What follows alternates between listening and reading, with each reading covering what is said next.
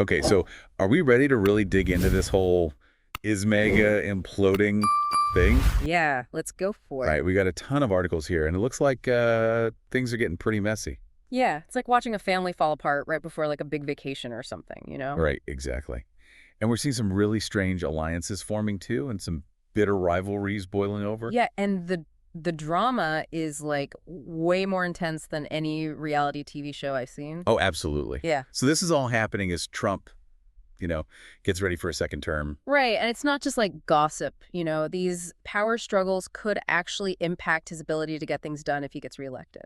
So where do we even start with all this chaos? Well, the big clash that's getting all the attention right now is Elon Musk versus the MAGA base. Oh, yeah, that's a good one. Yeah, you'd think they'd be like best friends, but things have gotten really explosive between them. Well, yeah. It all started when Musk, publicly said he wanted to expand those H-1B visas. Yeah, the ones that let companies hire foreign workers, especially in the tech industry. Right. And Musk's argument is that America needs the best talent from anywhere in the world to stay competitive, Especially in tech. especially in tech, right? Uh-huh. But some Trump supporters are seeing red over this. Oh, yeah. For them, it feels like a total betrayal. Yeah, they see it as putting foreign workers ahead of American workers who are struggling. Especially those who feel like they've been left behind by the whole tech boom, you know? Totally. And that's where Laura Loomer comes in. Oh, yeah. Now, she's known for her, how do we say this, strong opinions, shall Yeah, we say. she's not exactly known for being subtle. And she did not hold back at all. Yeah. She basically accused Musk of being like a puppet of China. Yeah, and then she even resorted to some pretty nasty personal attacks, too. Wow. Using that kind of language, I feel like would turn off a lot of potential supporters, even those who agree with her on the H-1B issue. Well, you have to understand, Loomer represents a very specific faction within MAGA. Okay. Some might even say she's on the extreme end. Okay, so not like the mainstream AGA. Right. But you can't underestimate her influence. She really taps into that fear and anger that a lot of people feel. The people who feel like their economic anxieties are being totally ignored. Exactly. So how did Musk handle all of this? Well, he calls himself a free speech absolutist, right? He does. He's said that many times. Right. But instead of debating Loomer or anything, he basically just silenced her. Oh, wow. On his platform. Yeah, on X, which used to be Twitter. Hmm. He took away her verification badge and limited her reach. Huh. That's pretty bold. Yeah. I thought he was all about letting everyone have their say.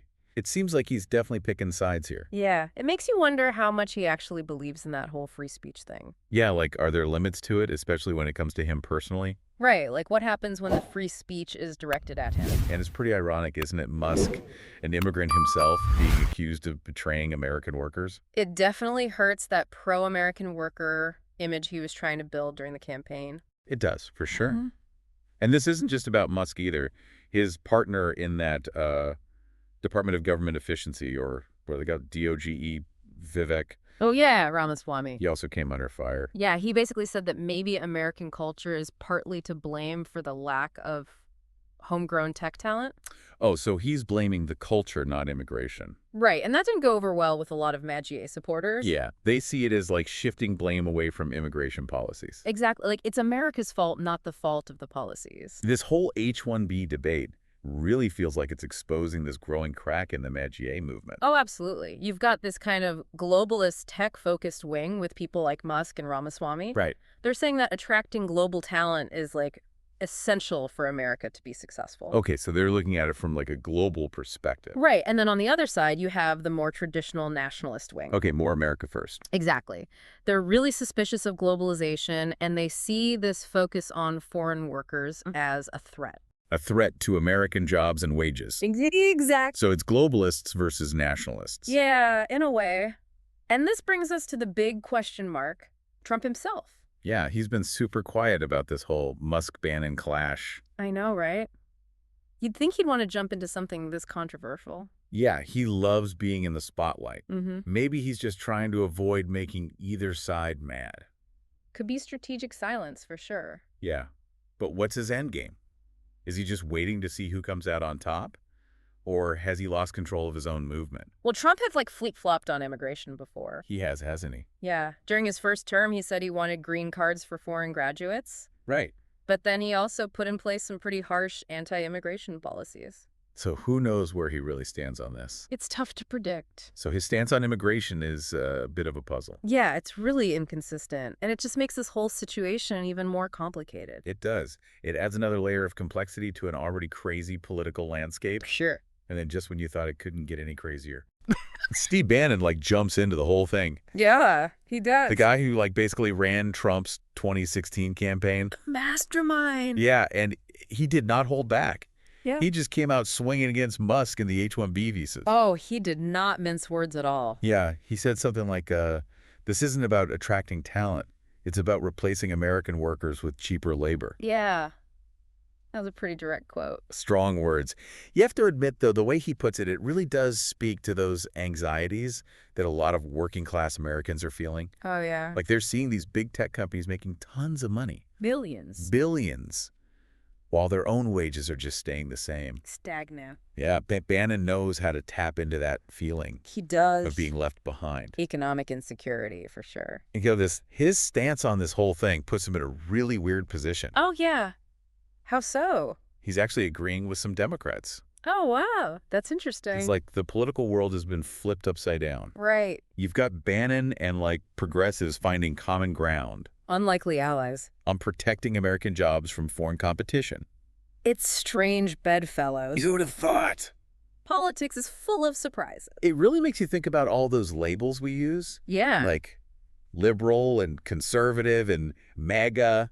Yeah. They don't always tell the whole story. They're just labels. Yeah, people's real concerns can go beyond those labels. They can transcend party lines. So we've got this, MAGA civil war brewing Yeah. with Musk and Bannon leading the charge on opposite sides. Yeah. It's a battle of the titans. And Trump's just, sitting on the sidelines. He is. It's like a big test of his leadership. It is. Can he keep this fractured coalition together? Or will it all fall apart? And remember, the margins in Congress are super thin. Yeah, he can't really afford to lose any support. He needs every vote. It's like the Mad J movement is having this identity crisis. Yeah, what do they actually stand for? Right. They rode this wave of populism to victory. America first. Yeah, putting America first. But now some of their own guys like Musk are pushing policies that help the global elite. And it's causing a lot of friction. A lot of tension. And this is all happening against a backdrop of real economic anxiety. Oh, yeah. Things aren't great for a lot of people right now. Inflation is still a problem, and people are struggling. Yeah, they're looking to Trump for answers. Right.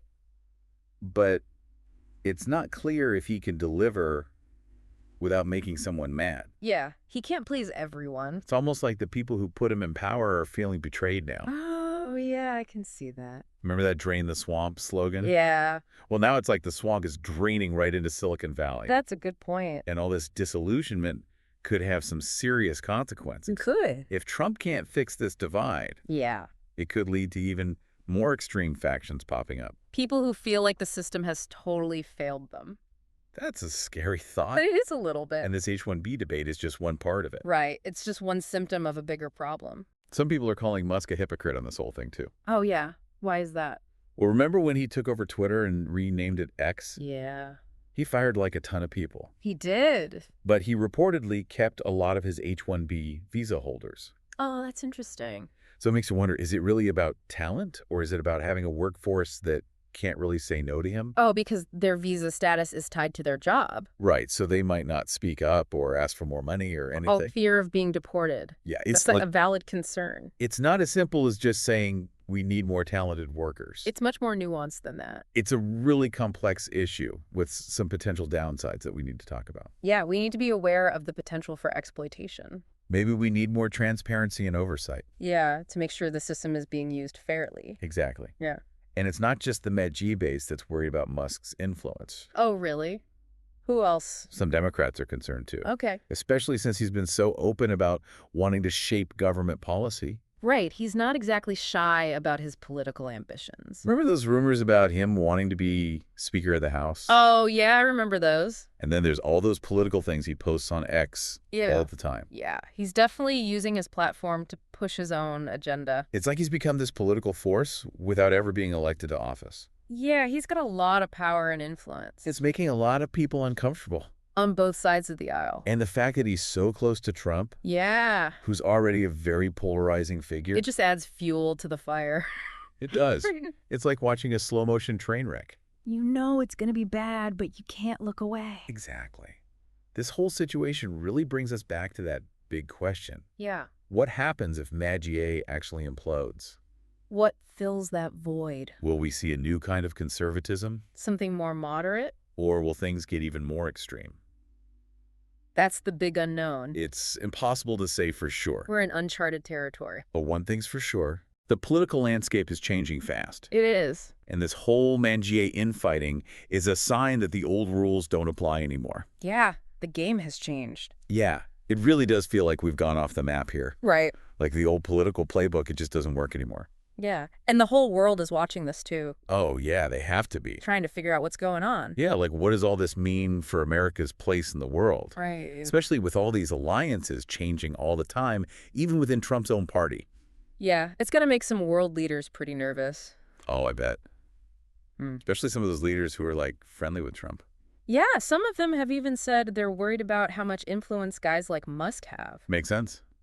It's not just about immigration either. No. Musk has opinions on everything. He does. From the war in Ukraine to climate change. Yeah, and his views don't always line up with traditional conservative views. It's like he's this wild card on the world stage. Yeah, a loose cannon. And with his direct connection to Trump through DOGE, right. it makes you wonder who's really in charge. Yeah, is Trump calling the shots, or is he being influenced by these guys with deep pockets? That's a good question. A question that'll probably be debated for years. For sure. This whole MAGA implosion thing, it's super interesting on its own. Yeah. But it also feels like it's part of something much bigger. Yeah, like a symptom of a larger problem. Yeah, something that goes beyond just MAGA or Trump. Right, we're seeing this growing gap between the rich and everyone else. The haves and the have-nots. Yeah, and social media is being used to manipulate people. Oh, yeah, for sure. And there's just this overall distrust in our institutions. It's like everything's falling apart. It's a lot to deal with. And nobody knows how to fix it. Yeah, it's a tough situation. Yeah. But I think the first step is just admitting there's a problem. Okay, so being honest about it. Right, and then we need to talk to each other. Have those hard conversations. Exactly. Try to see things from other people's perspectives. Even if we don't agree on the solutions. Right, we got to start from a place of respect. And a commitment to democracy. Yeah, I mean, that's the foundation of it all. Easier said than done, though, right? Oh, for sure. But you're right, we can't just ignore the problem. No. Hoping it'll go away on its own. Yeah, we have to actually do something. Yeah, we got to be proactive. So here's something to think about. Okay. As we wrap up this deep dive. Yeah. If MAGA really does implode, Yeah. what role do we play in what happens next? That's the question, isn't it? Do we just sit back and watch the show? Yeah. Or do we try to build something better? We all have a choice to make. It's easy to get caught up in all the political drama. It is. It's entertaining. But we can't forget that this stuff actually matters. It affects all of us. The future of our country depends on what we do next. Yeah, so let's make sure we make good choices.